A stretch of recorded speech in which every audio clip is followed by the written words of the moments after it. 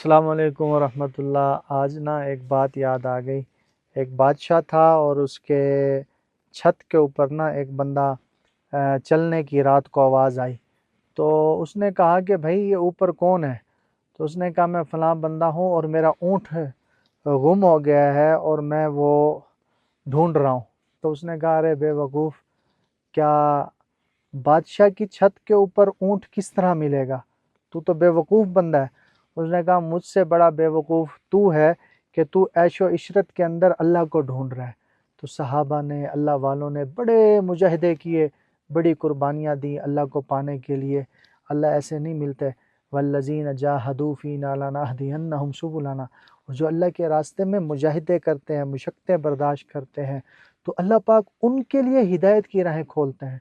अल्लाह उनको अपनी मोहब्बत देते हैं, ताल्लुक़ देते हैं। दुनिया में किसी से ताल्लुक़ बनाने के लिए कितनी कुर्बानियाँ करनी पड़ती हैं, तो वो सारे बादशाहों का बादशाह, उससे ताल्लुक़ ऐसे नहीं बनता, उसके लिए भी कुर्बानियाँ करनी पड़ती हैं।